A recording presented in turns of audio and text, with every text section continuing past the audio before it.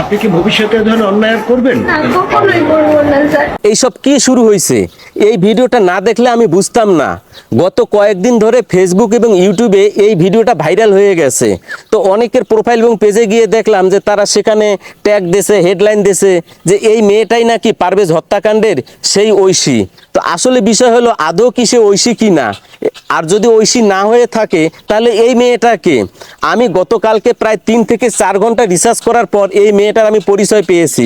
তো আসলে কি এই মেয়েটাই কি ঐশী?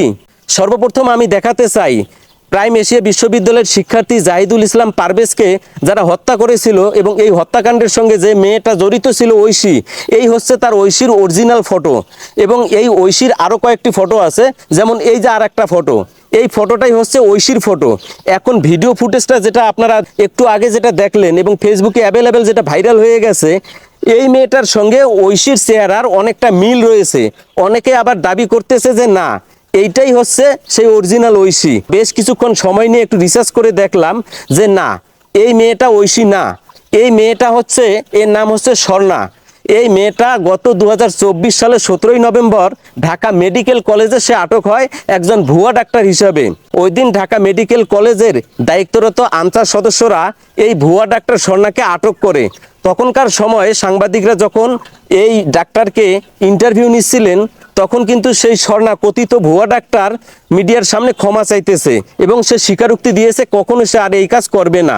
আপনি কি ভবিষ্যতে ধরনের অন্যায় আর করবেন? না, কখনোই করবো না স্যার।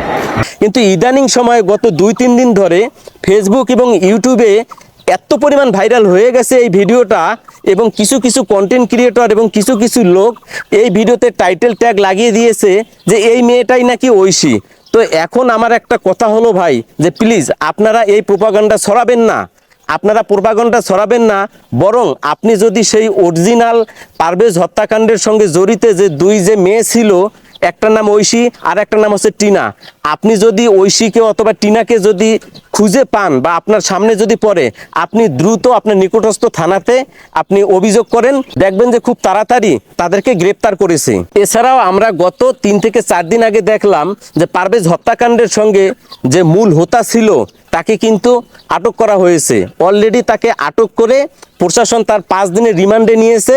রিমান্ডে সেই আসামি স্বীকারোক্তি দিয়েছে পারভেজ হত্যাকাণ্ডে সে জড়িত ছিল এবং সে নিজ হাতেই পারভেজকে কুপিয়েছে। সবশেষে এতটুকুই বলবো, জাহিদুল ইসলাম পারভেজের হত্যাকাণ্ডের সঙ্গে যে বা যারাই জড়িত থাকুক, যতজন আসামি থাকুক, তাদেরকে যেন অনতিবিলম্বে গ্রেপ্তার করা হয় এবং আদালতে তাদেরকে দাঁড় করিয়ে সর্বোচ্চ যে শাস্তি সেটা যেন কার্যকর করা হয়।